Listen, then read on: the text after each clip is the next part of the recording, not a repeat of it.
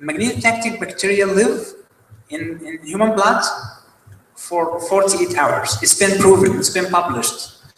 So the question is, within these 48 hours, will I be able to do something useful? I think you can better answer this, I don't know. So it depends on the release mechanisms. For some drugs, as far as I know, let's say, the release time could be, let's say, 3 hours, could be 4 hours, I don't know, right? Based on the drug, based on some conditions, right? So we give you 48 hours, right, to do the release. Is that enough?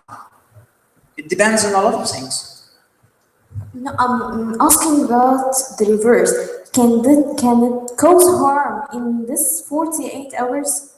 Can mutate it, yes, or you cause harm to the bacteria, not humans. Yes, not to other bacteria in our body, to the useful bacteria, or to us so consequently. But the thing is, you cannot control other bacteria because you are not magnetic. The special thing about this particular strain is that it's magnetic, so you can control it. But how about this? Let me tell you something. In the sperm, we cannot control sperm unless we add some magnet to it. You understand? Sperm on its own, it wants just to move from one point to another. We don't have any control over this. That's why we put a magnet with the sperm. Let me show you this. Just give me 1 second.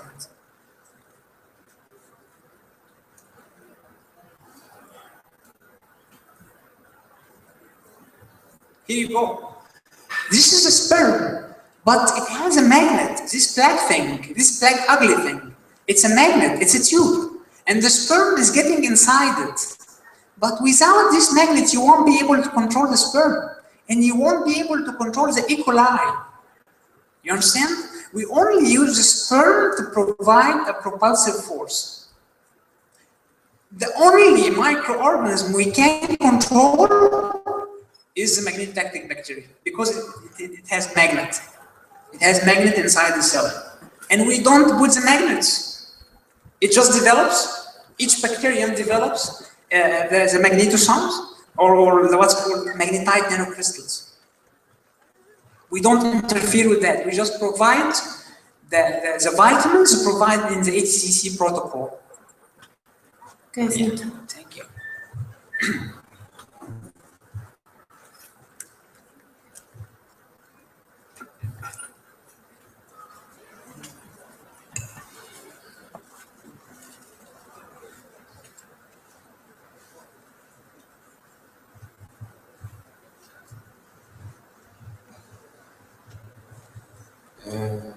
Do we can use mammalian cell and conversion it to magnetic cell and use it? Could you please repeat the question? I don't think anybody heard. Do can use mammalian cell and conversion it to magnetic cell and then use it بدل ما استخدم مثلا electromagnetic bacteria استخدم حاجه من الجسم بحيث ان الجسم يعني الجهاز المناعي مش هيقدر. Yeah, great idea, but implementation is what really matters. Implementation, how can we implement this? But it's a great idea. In this field, there are a lot of ideas, but the problem is how could you implement such an idea? ممكن عن طريق electromagnetic bacteria. Yes, exactly. So this is a nice idea. Yes, you can do that. But we have to come up with ideas, and I should try them. Can I implement this? Yeah.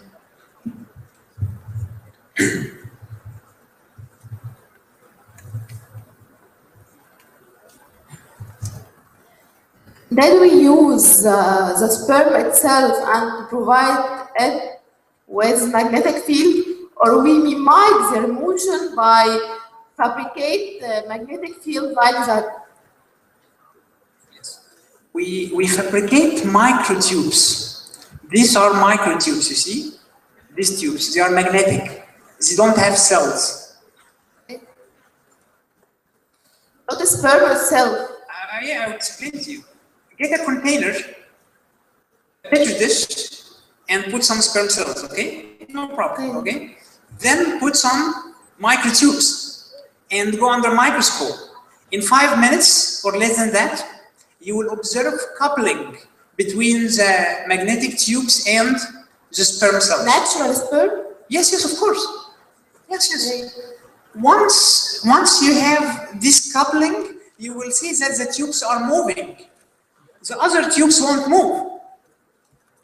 This tube is not moving. This tube is moving because coupling only happens between this particular sperm and this tube. But there are other sperms here, dead and non-motile or moving without coupling. We cannot control them. Why? No, we can. Yes, they are motile, but they didn't achieve coupling with what I can control. Okay. You get the idea? Okay. We use the E. coli natural. Yes? Let me return back to your first question. This is what we think is, and of course, if you allow me to say so, what we do in our lab, we think this is the future of medicine. You will get a container full of sperm cells and microbeads, okay? Microbeads made of magnetic material and some drug, okay? In this part of the container, coupling will be achieved, okay? Bioadhesion will be achieved. Then the robot, the microbot will move from this part of the channel to this chamber. Then you will break this cell from here, and then you have a drug capsule with its own motor. So you can just orient the fields and controlling the motion, and you can get rid of all the sperm and all the beads that doesn't, let's say, guarantee coupling. But still, this is a sketch what we're working on. Hi, Doctor, I would ask if there are any applications for this technology, either than bio applications. Yes. Yeah, you will have to give me 1 second to go to this slide.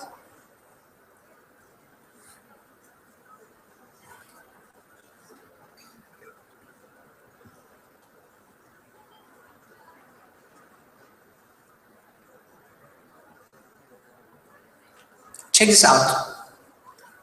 You take this object from the wrong slot and you insert it in the right place. So I know you don't have, let's say, engineering background, but this is microassembly. You assemble things. You can assemble a tiny transistor in the right place, right? So you fabricate things in a smaller way.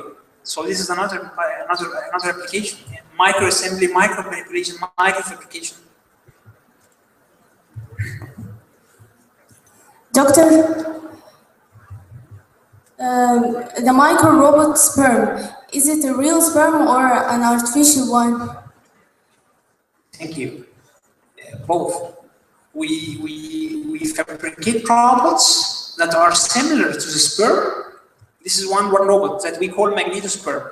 Okay. The second robot is part of it is the sperm cell to provide propulsion. And the other part is just a magnetic tube. So it's not real?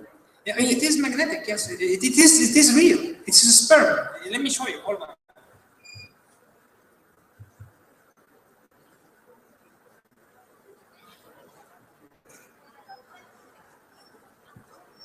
Check this out. This is a magnetic tube. And this is a real sperm cell. This is not a sketch, it's a microscopic image. And you see here, this is the head of the sperm and this is the tail sticking out. You understand? So the sperm is the real one. It's real. While yes. The tube is the artificial. The tube is also real, we fabricate it. It's also real. Everything is real. I mean, by real, let us define real. It's something that I can realize. I fabricate the tubes. So I modify a sperm? Yes.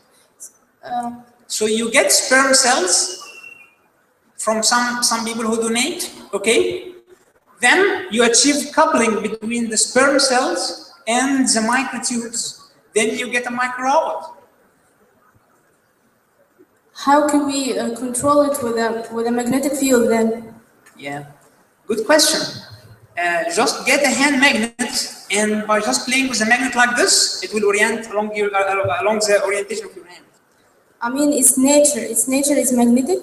No, the sperm is not magnetic, but the combination is magnetic. When you combine sperm with the tube is magnetic.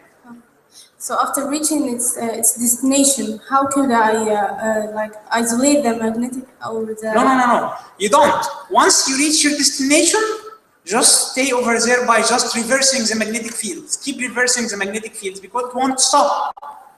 So just you go over there, and you don't have any control over the sperm, so it will keep beating. The tail will keep beating.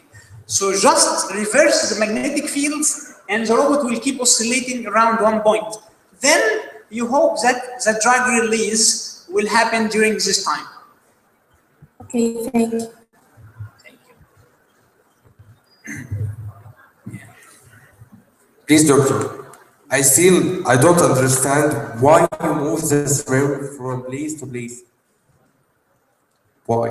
Yes. We have a question about why the heck are we moving sperm from one point to another? I like the question. Or use its energy to move from place to place. It's the sperm is not. We are not moving sperm. The sperm is moving us. This is a dispute. We don't move the sperm. The sperm is much more smarter than us. It has its propulsion mechanism, and I want to use this. You understand? It's like sometimes you get an animal and a cart, and the animal is providing the force, right? So the animal is pulling a cart. That's what we do. We get the sperm, and the sperm will be the source of energy. Because at this scale, we cannot fabricate a micromotor. You understand my point? So the sperm is driving me from one point to another. But you can say also we are driving the sperm. Yeah.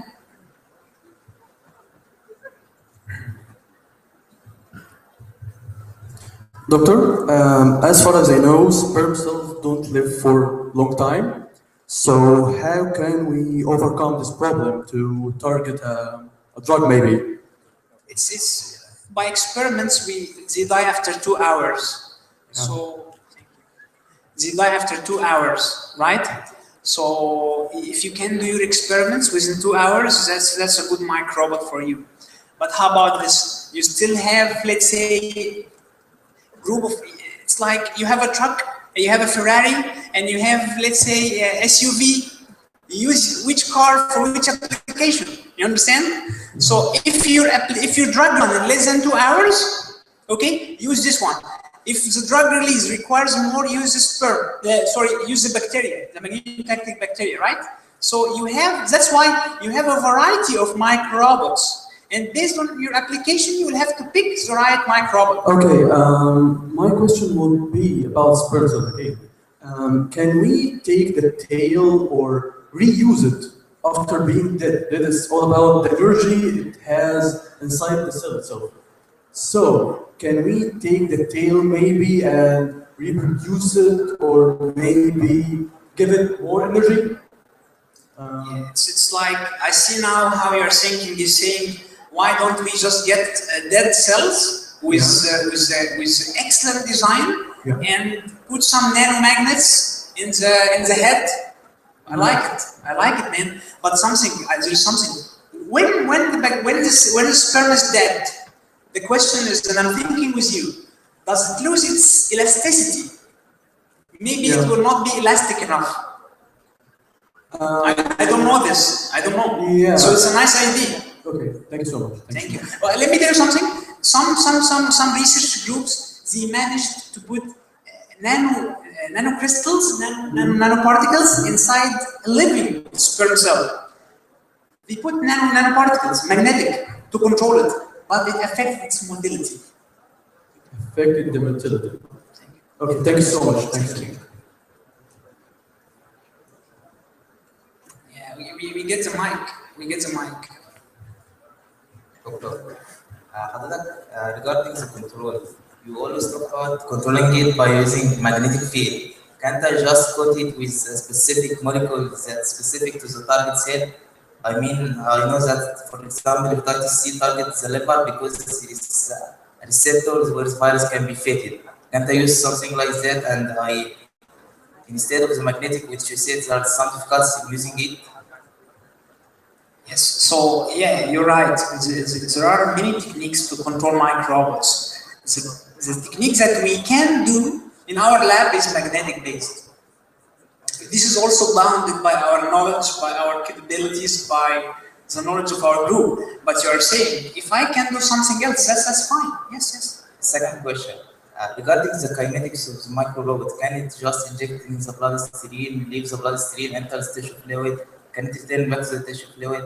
Yeah. How to filter from the kidney, other kinetics? Yes. Well, once you talk about drug delivery, once you talk about biomedical application, it's a different ballgame.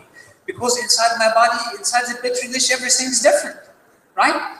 So we don't consider now, we are working inside petri dish, right? But we are also controlling the motion of this microbe inside fluidic channels, where we induce flow. Then we examine whether this microbe is strong enough to overcome the drag forces or not. That's right. Yeah, please. We have a question here when we don't have a mic, so we can just get the question. I will repeat the question. Please.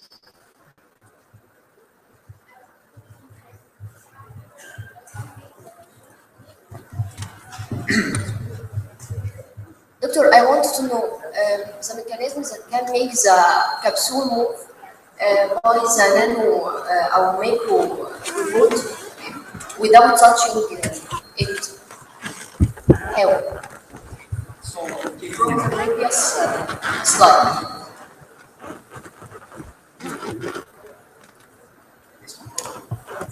Previous one.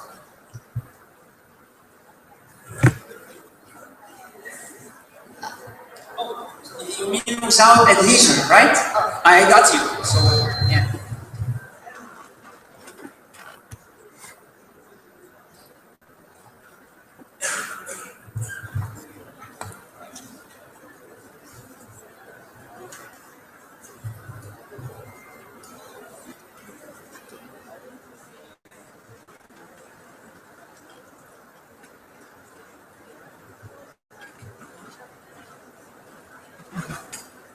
Yes, what? Yeah, so we have a question here. I will just rephrase the question. The question is, how can we move things without just touching it? We are not touching the microbes and we are not touching the things that we want to move. Let me just remind you something. When you're driving your car on the highway and some other guy is driving like a maniac and he's passing so fast, right? Don't you feel by some pressure? When you are driving next to someone, you are making pressure gradient. If I'm moving towards you, right? If I'm moving towards you, the pressure at this point is higher than the pressure at your point. If this pressure is large enough to overcome drag, you will move. You understand? So what happens? This microbe approaches this speed and it's causing pressure gradient. And this pressure gradient is large enough to make me overcome drag. Then I break free from the micro object and leave it in the reference position. It's pressure. But it depends on the presence of a medium between you and I. If there's no medium, so there's no pressure gradient. If there is vacuum, I won't be able to cause, let's say, this pressure gradient. But here we assume that we have the pressure gradient. Can we make a common factor between them, between the capsule and the micro robot? Common factor? Like? Chemical substance. Oh yeah. Well, the question is, I want to move these guys, I want to assemble them like this, but they are not magnetic. How am I going to do it? So you have to use workers that are magnetic, right? So these are the workers, and these are the things that I want to assemble, right? So I have control over this, but I don't have control over these. You get the point? Yeah. Okay. Thank you.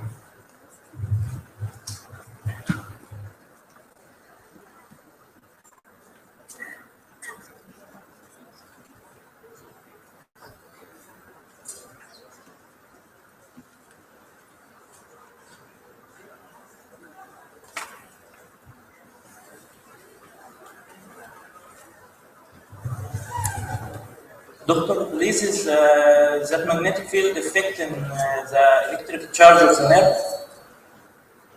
Sorry? The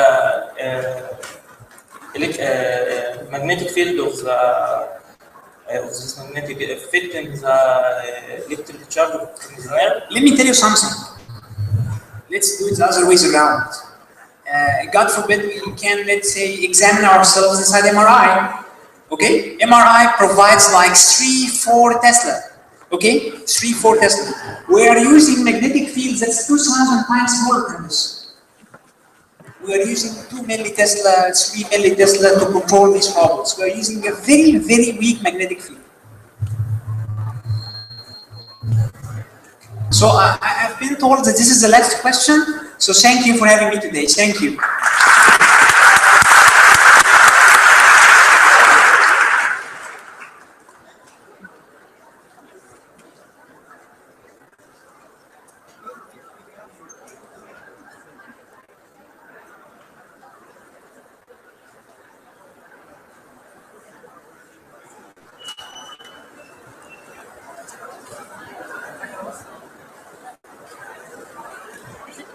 Time breaks, huh? Break.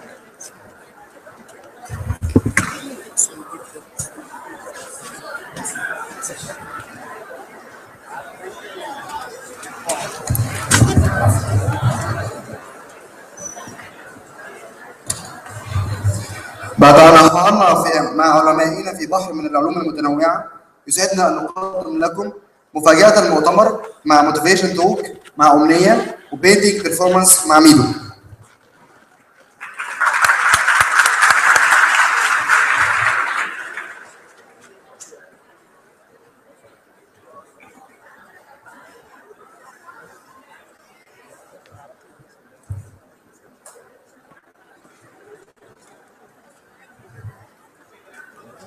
هما لما يرتبوا اللعب يعني والحاجه وكده زي كل الأول.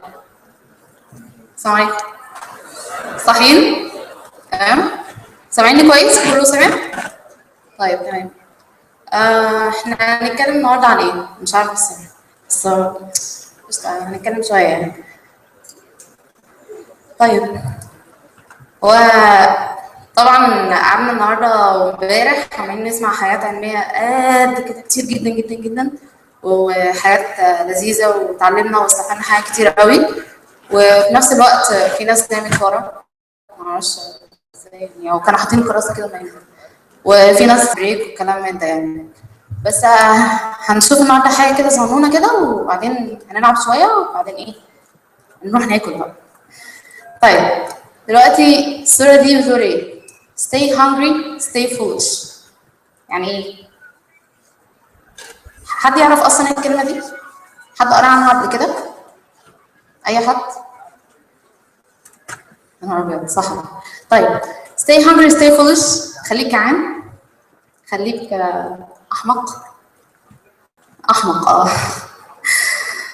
hungry يعني ايه؟ hungry يعني جعان، بس جعان ايه؟ جعان اكل،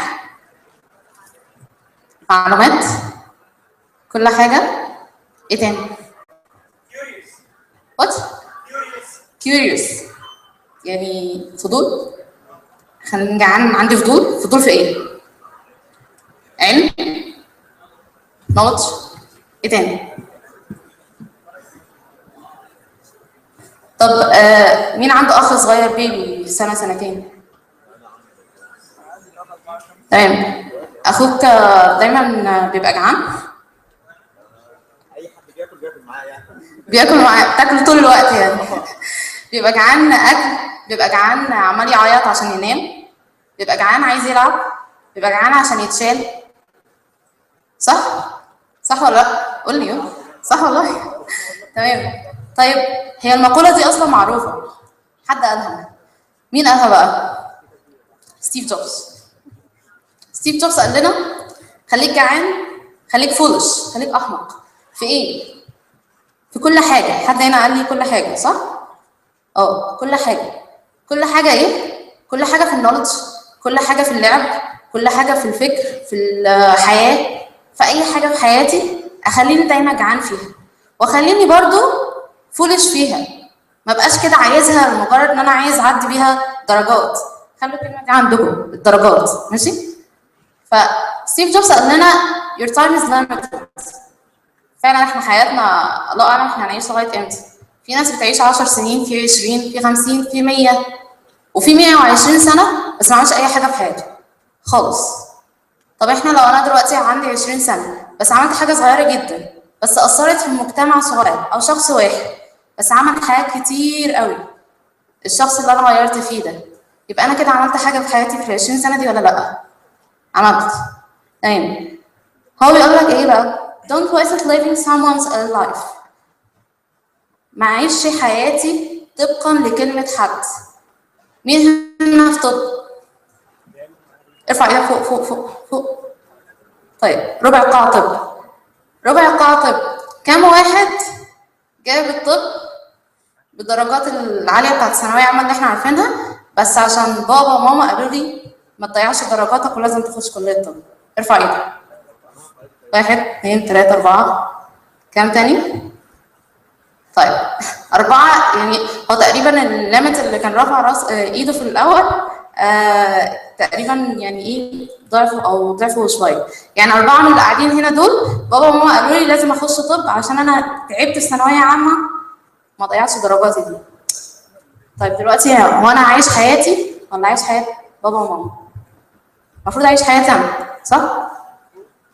انا مش بقول ان انا ما اختارش طب او ما اختارش الكليه الكبيره اللي انا عايزها، لا، بس اعيش حياتي انا مختار طب عشان انا عايز اخشها عشان ليا رساله فيها هعمل بيها حاجه غير العالم.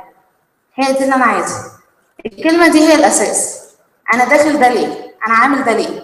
الحركه اللي انا عماله اعملها على الستيج دي بعملها ليه اصلا؟ يعني اي حاجه. نعم؟ مش سامعه. متعوده عليها؟ مش متعوده عليها. كنت بتتكلم في التليفون تعمل كده؟ طيب دي ليها حاجه تانيه. طيب هو بيقول don't let the noise of others' opinion drown out your own inner voice. ما تخليش اصوات التانيين والنويز بتاعتهم اعمل كذا، ما تعملش كذا، لا لا لا ده مش هينفع. ايه ده يا ابني؟ احلام اليقظه اللي انت فيها دي. ايه اللي انت بتحلمه ده؟ الحلم ده صعب قوي، ما ينفعش تعمله. ما تخليش الكلام ده يتردد في دماغك، ما يخليش اللي جواك ده مش عايز يتعمل. دي صعبه، دي صعبه جدا، ان بعد كده حياتك كلها هتقف على مجرد كلمه من حد قالها لك اكبر منك او واخد خبره. يقول لك most important have the courage to follow your heart and intuitions. Follow your heart. عارفين ليه follow your heart؟ follow your heart لأن هو الوحيد دايما اللي بيبقى عارف أنت هتعمل إيه. هو الوحيد اللي عارف أنت ممكن توصل لإيه. بس إحنا كلمة واحدة بقى هي اللي بتوقف كل ده. كلمة مش هقدر. بتوقف قلبك، بتوقف عقلك، بتوقف كل حاجة. كلمة مش هقدر. كلمة مش هقدر دي اللي خلتنا دلوقتي تخلي عقلنا متبرمج عليها لدرجه ان خلتنا مفيش حاجه بنعملها. مصر واصله دلوقتي تعتبر من الدول الثالث بسبب كلمه ان احنا مش قادرين، ما عندناش امكانيات. صح؟ كلمه ما عندناش امكانيات دي خلت كل الطلبه وكل اللي بيدرسوا وكل حتى اللي هم العمال يقول لك احنا مش هنعمل حاجه عشان ما عندناش فلوس وما عندناش امكانيات. اللي احنا نقدر نعمل اصلا بس مش ماشيين بيها. هو everything بعد الهارت secondary. اي حاجه بعد هقدر هتبقى ثانويه، هتقدر تتعمل. هنا بقى اللي احنا بنقول عليها older people دايما بيقولوا ايه؟ بيقعدوا كده ويقولوا ايه ده؟ لو انت اديت لطفل، لو اديت لاخوك لعبه صغيره كده ملهاش اي لازمه، لو اديته موبايل او كمبيوتر واديتها له، هو هيقول لك ايه ده؟ مش هيقول ايه ده، بس هيقول انا هعمل بيه ايه؟ هيمسكه كده ويقعد يشكله، هيفضل يكسره، يرميه في الارض، يرفعه يشوفه بيطير ولا لا، يعمل فيه اي حاجه عشان يشوفه هو هيعمل ايه قدامه. ما عندوش ده. احنا فاكرين ان هم عشان ما بيعرفوش يفكروا، لا، هم ما عندوش الليمتس اللي بتوقف المخ ان ده ممكن يعمل كذا، ده ممكن يخلي مثلا حاجه تتحرك بطريقه معينه احنا مش عارفين هو عملها ازاي. اطفال كتير جدا بيعملوا حاجات مجنونه، لدرجه ان في واحد على الفيسبوك، يعني هو دلوقتي الصور بتاعته مشهوره، ولاده بيرسموا دايما بالالوان كده كاركترز ملهاش اي لازمه خالص. عملها سامبل حقيقي قدامه وعملها كاركترز لكرتونز. يعني من كتر ان هو عايز يخلي ولاده يعرفوا ان اللي بيعملوه ده ممكن يوصل لحقيقه او حلم، عمل كده عشان ما يوقفش ولاده، عشان ما يخليش مخهم يوصل لليميت معين اللي احنا وصلنا له دلوقتي. تمام؟ طيب ايه بقى اللي بيخلي الكبار دايما ان هم يقفوا او يقول لك انا هعمل ايه؟ هم دايما كلمه مجنون دي بقى هي دي اللي بتخلينا نمشي. مش دايما لما بتيجي تعمل حاجه والدك او والدتك تقول لك انت مجنون يا ابني، ايه اللي انت بتعمله ده؟ واحد يعني ابنها مثلا يقول لها انا رايحه العب كوره الساعه 2 الفجر، انت مجنون؟ في حد ينزل يلعب دلوقتي؟ طب يعني مش فاهم. واحده مثلا يعني في واحد زميلي اعرفه مثلا كان حاضر هنا امبارح، هو في كليه طب وعايز يخش كليه فنون. اتقال له يعني كده، يعني كلمه مثلا مجنون او انت ازاي هتعمل كده وقفته. ليه تحول من طب كبير قوي عشان تخش فنون؟ مع ان هو ممكن لو دخل فنون يغير حاجات كتير قوي. هي الكلمه دي. لكن اصلا ستيف جوبز برضه قال لنا ان دايما الناس اللي عندهم جنون كفايه ان هم يغيروا العالم، عندهم الفكره دي، هم فعلا اللي بيقدروا يعملوا كده. عشان كده ستيف جوبز كان واحد منهم. كان في ناس كتير منهم، كان في ناس كتير جدا عملوا الحكايه دي، كانوا مجانين كفايه ان هم عندهم قدره ان هم يغيروا العالم، مجرد حاجه صغيره جدا، حتى لو هو اصلا مش ناجح في درجات، مش ناجح في الكليه، مش ناجح في اي حاجه، بس ناجح في الحاجه اللي هو بيعملها، مفيش حد تاني زيه. فما تخليش نفسك نسخه ولا كوبي من اي موديل تاني، لا. يعني مثلا في ناس موديلز كبيره جدا، يعني واحد مثلا زي احمد زويل، دكتور احمد زويل من احسن الناس مثلا شخصيات بالنسبه لي، ده رول موديل بالنسبه لي. دكتور احمد زويل كان دايما بيحط وهو صغير كلمه دكتور قدامه عشان يبقى دكتور، لغايه ما كبر ولقى نفسه دكتور. انا نفسي ما جيت افكر في الموضوع ده، جيت وانا صغيره، وانا عندي 9 سنين 10 سنين كنت بحط كلمه دكتور دي قدامي. انا مش كليه طب، انا كليه زراعه وبايوتكنولوجي. تمام؟ انا حاليا كنت بدي محاضرات في نقابه الاطباء، واول شهاده بعد نقابه الاطباء اتقال لي دكتور امنيه محمد. مجرد ان انا حطيت كلمه دكتور قدامي طول حياتي وفكرت ان انا عايزه اعمل كده. فدي اللي بتوصل ليها، ان انت لو انت مجنون كفايه ان انت تعمل كده، حتى لو انت اصلا مش فيها من الاول هتقدر تعملها. The only way to do great work is to love what to do. فعلا انا لو حابب ان انا بعمله، لو زي كده انا حابه ان انا اصلا يتقال لي كلمه دكتور، لو حابه ان انا اعمل حاجه في الطب او في العالم العلمي كله هعمل كده. لكن مش انا داخل كليه طب من سنه اولى وانا مجبر ان انا داخلها بس هخشها هخلص فيها هشوف اخرها ايه. ممكن اغير حاجه، ممكن لا. فاللي يخليني اغير ان انا اكون حابب اللي انا فيه، حتى لو هو حاجه صغيره جدا. عندنا واحد صاحبنا ده شغال نجار دي مش مهنه وحشه، كل الحاجات اللي احنا قاعدين عليها دي نجاره، كل اللي فوقينا ده كده نجاره، يعني شايفين عشان احنا نحضر المحاضره دي والمؤتمر ده نجاره. صاحبنا ده عمل ايه عشان يغير من نفسه؟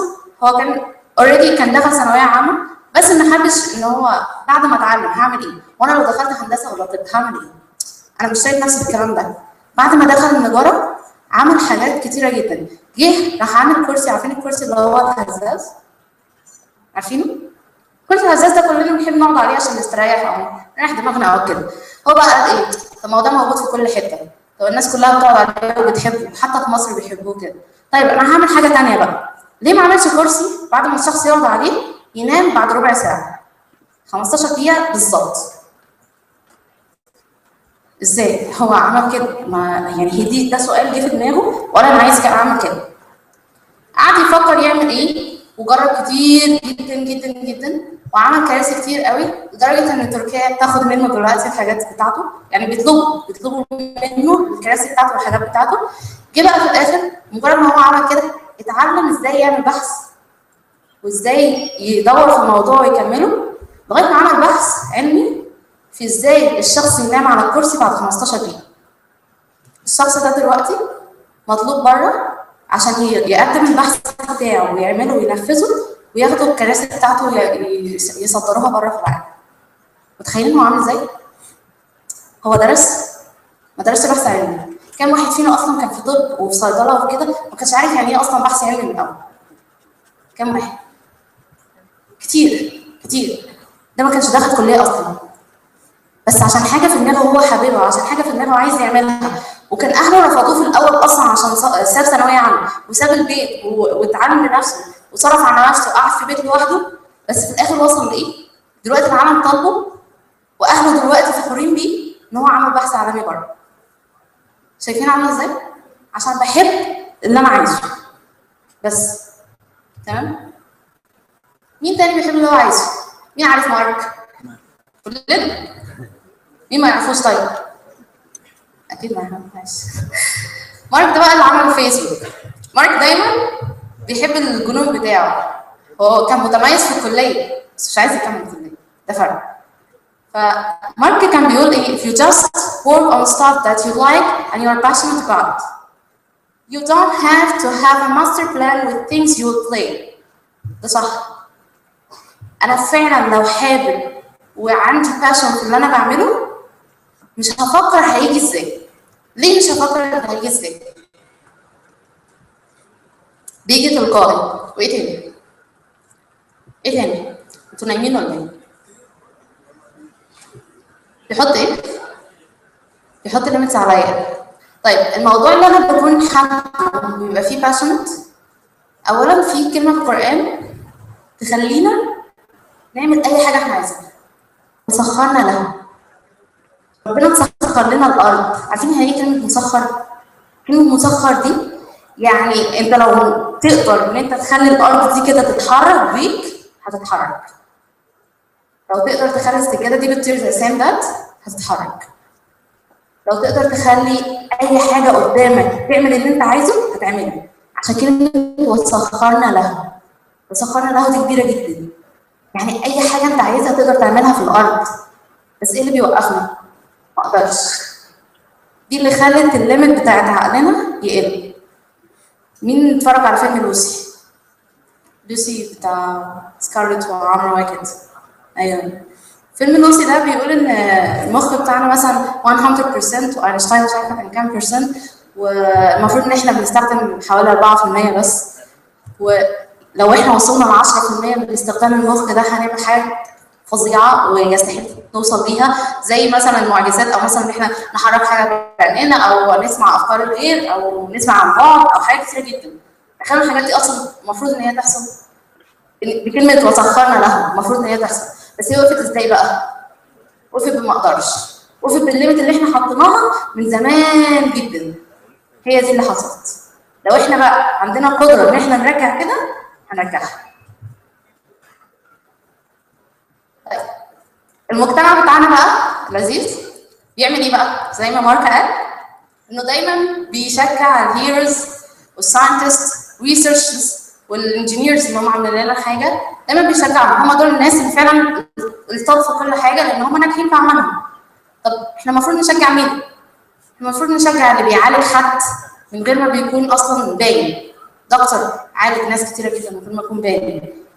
واحد فاهم الهيومانيتي عامله ازاي. واحد مثلا في الشارع اللي هو مثلا عامل النظافه اللي احنا بنقول عليه زبال، المفروض نقصد كده. عامل النظافه في الشارع ده بيقول لك انا من غيري انتوا هتمشوا كده من غير نظافه في الشارع. حقا هنمشي بامراض، هنمشي بحاجات كتيره جدا. الراجل ده هو المفروض يتكرم. طيب المفروض work to improve people's lives. الناس اللي هم بيشتغلوا عشان يغيروا الناس، عشان يعملوا يطوروا منهم، زي الناس اللي هم بيشتغلوا في الاتش ار والحاجات دي، بيطورونا احنا عشان نقدر نتكلم ونقف كده. صح ولا لا؟ اخر سؤال بقى مارك قاله، هو بيقول لما بيجي حد يديني يسالني على نصيحه او كده، زي نفس النصيحه اللي انا نفسي اديها للناس كلها. بيجي حد يسالني على نصيحه وهو داخل الهاي سكول او داخل الجامعه، بيقول لي ايه هي النصيحه اللي تديها لي؟ فقال له one piece of advice is you should learn how to program. علم دماغك ازاي تتبرمج. علم دماغك ازاي تحفظ. مش انت عايز تخش الكليه والثانويه العامه؟ احفظ. احفظ عشان تعدي. مش انت عايز تعمل كده؟ احفظ عشان تعدي. لكن انت عايز تعمل ايه اصلا في حياتك؟ عايز تنجح؟ حب اللي انت بتعمله. ما تخليش حد يوقفك، ما تخليش كلمه توقفك، ما تخليش اهلك يقولوا لك لا ما ينفعش. انت عارف انت موجود ليه. طلع رساله عايز تعملها في حياتك حتى لو هي ملهاش لازمه اصلا في الاول، حتى لو هي قدام المجتمع كله يقول لك دي صغيره، ايه اللي انت هتعمله ده؟ بس كلمه صغيره دي هم مش عارفينها، لكن انت لو عملت فيها حاجه تقدر توصل. تمام؟ فاحنا عايزين نعمل ايه بقى؟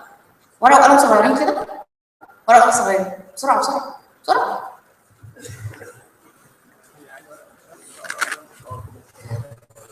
كله طلع ورقه وقلم؟ صح مين نايم؟ شكرا.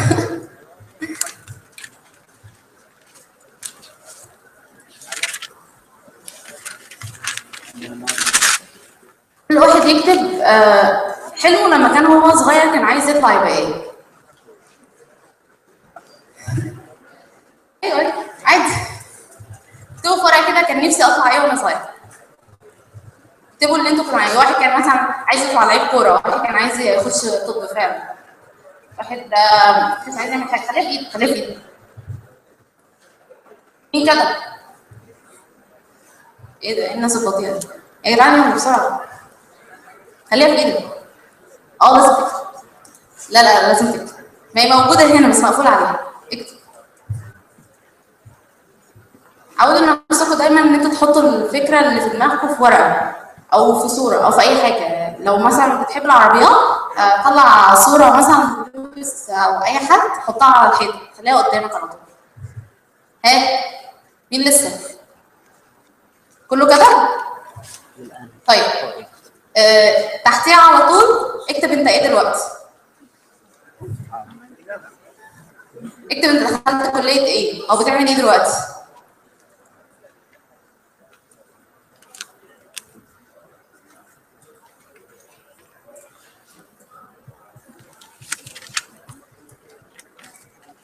تمام؟ كم واحد متغير عن فكره الاولاني؟ ارفع ايدك. بصوا على بعض. ارفع ايدك. خليكوا رافعين. ايوه كده. يا سلام. نص قاعه ما شاء الله. طيب سؤال تحت كده، تحت اللي غيرك عن فكر الاولاني. ظروف درجات ولا بابا وماما ولا انت نفسك غيرت فكرك؟ اكتب.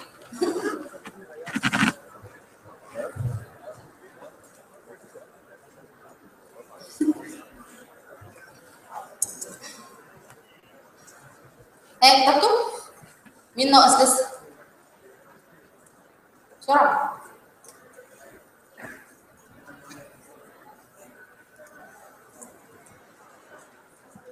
كم واحد ظروف درجات؟ وانا منكم على فكره اهو. بس انا اقول لكم حاجه، انا في الاول خالص يعني انا سالتكم اول سؤال مين كان عايز حلم حاجه وبقى حاجه. انا كان عايزه ابقى طبيب، وانا حاليا في مجال الطب مع ان انا كنت زراعه. ماشي، فانا وصلت برضه اللي انا فيه. تمام؟ لا بقى بعدين دي. تمام؟ بس انا ظروف درجات. كم واحد قالوا لي ظروف درجات؟ ارفع ايد تاني. ماشي، ربع اللي كان برضه رافع الاولاني خالص. كم واحد ظروف بابا وماما؟ 10%. تمام حلو. كم واحد اسوء ولا خير؟ من نفسي. كم واحد اختار من نفسه؟ انا بحبكم جدا. طيب ظروف الدرجات دي حاجه مش بارادتي، تمام؟ ولا باراده بابا وماما، دي باراده مين؟ باراده ربنا. ليه بقى؟ يعني احنا لما بيكون عندنا طريق ربنا اصلا هو اللي بيكون راسمه مش انا، واحنا المفروض نمشي عليه. في ناس بقى ايه؟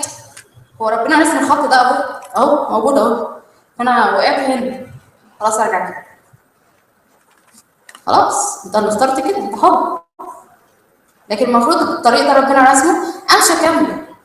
اكيد ربنا حاطط في الاخر النقطه اللي انا اصلا كنت مختارها في اول نقطه خالص، وده اللي بيحصل اصلا. هو المفروض كده، انا عند ظن عبد بيه. ربنا حاطط لك اللي انت اصلا عايزه، بس لو انت كملت طريق. لكن انا اخترت حاجه ثانيه، ده طريقك بقى. انا اللي اخترت ارجع تاني فهترجع. بابا وماما دول ايه بقى؟ شويه الابواب اللي في الطريق محطوطه كده بالنص.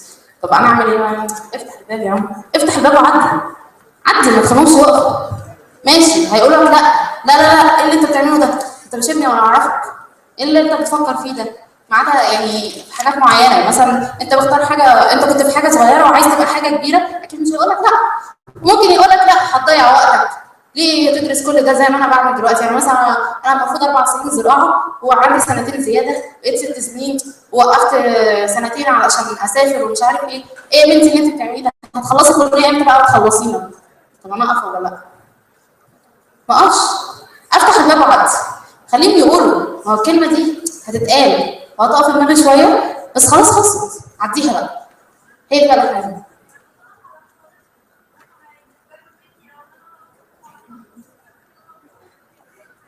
لا، هقول لك على حاجه. دلوقتي انت بتعملي حاجه، الحاجه دي بتعمليها لغضب ربنا؟ هتغضب ربنا؟ ما انا هكمل. هتغضب ربنا؟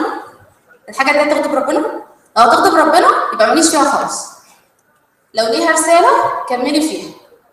هيزعلوا منك شويه الاب والام، عشان اقول لكم على حاجه. يعني الاب والام ماشي، هم زعلوا مني ان انا سبت دراسه وقعدت شويه ومش عارف ايه عشان اعمل حاجات، بس هم بيجوا في الاخر طول ما بيشوف ابنه ناجح بينسى كل اللي اتقبل. بينسى ان انا كنت غلطان منك، بينسى ان انا كنت عملت لك حاجه، بينسى ان انا قلت له حتى كلمه لو انا زعلان او بزعق او اي حاجه. لكن لو شافك ناجح هيكمل معاك، ويمكن يعمل لك اكتر من اللي انت عايزه. انا نفسي كنت كده. يعني انا لما كنت في الكليه قعدت ترم اجازه عشان اقدم في جامعات في المانيا. ترم اجازه كامل في الكليه، بعد بقى زعاقات وخنيق وحاجات غريبه جدا مع اهلي. وفي الاخر بعد ما شافوني ان انا اتقبلت في الجامعه هناك وعايزيني فعلا، ابي دفع نص المصاريف بتاعه السفر. فاهلك لو هيقولوا لك حاجه بيقولوا عشان هو خايف عليك مش اكتر. خايف ان انت تفضلي قاعده او لسه هتتاخري في الدراسه. لا، هو عايزك ناجحه وخلاص باي طريقه. لسه اخويا هيطلع لكم كمان شويه، هيقول لكم هو هيتعامل ازاي، هتشوفوا هو عامل ازاي.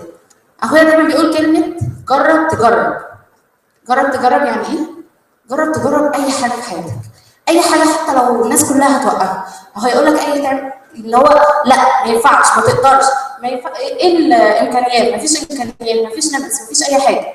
بس جرب فيها ايه؟ لو جربت ممكن تنجح فيها، ولو ما نجحتش يبقى انت جربت حاجه جديده. اتفضل. مش محتاج مساعد؟ بيسأل النجار ده مش محتاج مساعد؟ ممكن. هكلمه لك برضه. تمام؟ حطوا الليميت بتاع حياتكم. احنا بنقول ذا ليميت ذا سكاي وبتاع والكلام اللي احنا عمالين نقراه، والموتيفيشن اللذيذ بتاع مثلا مارك او اي حد تاني حاطط اي حاجه كبيره بنقراه حلو وكل حاجه ويثبت معانا شويه، بس ممكن يعدي. بس حطوا فعلا الليميت بتاع حياتكم ربنا.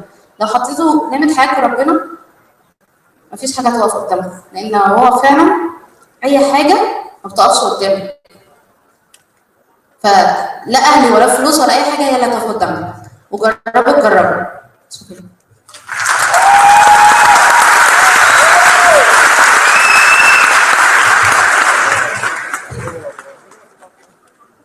دلوقتي معاليهم واسرع رسام في مصر ميدو.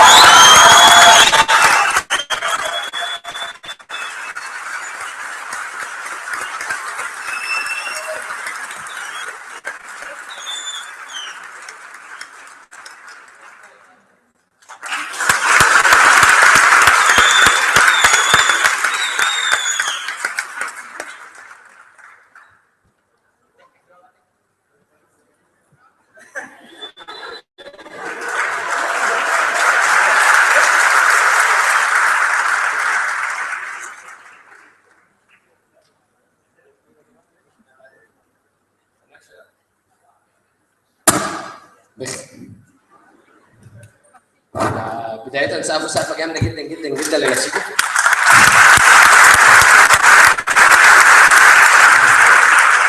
معلش أنا بحب السقف كتير يعني، فالسقفة التانية بقى للناس بتوع سيتا. نبدأ نرجعكم في الآخر السقفة اليمين. ليو بي بوي بيرو ستريك دانس يعني دانسر. ميدو انتوا عارفين ده مين؟ الله عليكم ظبطنا. اللي احنا بنعمله ده حاجه جديده تقريبا مش موجوده في العالم خالص، حاجه اسمها بيرفورمانس بينتنج. احنا بنرسم شخصيه مشهوره في زمن قليل مع البيرفورمانس اللي هو الرقص ده. يا رب يكون الشو عجبكم، بس بنحب كل حاجه نعملها يكون ليها رساله يعني. فرسالتنا الاصرار، الراجل طلع عيني عشان ارسم الرسم. فخليكم مصرين على الحاجه اللي انتوا عايزينها. على راي ما قالت جرب تجرب، جرب اي حاجه تعملها حاجه جديده، مش لازم ان هي تفيدك بس اهم حاجه ان هي ما تضركش. انسوا بقى الدش والكلام اللي ماشي في دماغنا ده، وابداوا خدوا اول خطوه، وبعد ما تاخدوا اول خطوه اصروا ان انتوا تكملوا الطريق للاخر. متفائل جدا بالناس اللي قاعدين دول هنا وفوق وفي كل حته، وشايف في عين كل واحد فيكم اينشتاين جديد ان شاء الله. يا رب تبقوا عظماء، ويا رب نشوف دكتور زويل جديد وفاروق باز جديد، ويا رب نفتخر بيكم وتفتخروا بينا يعني. ميرسي جدا ليكم.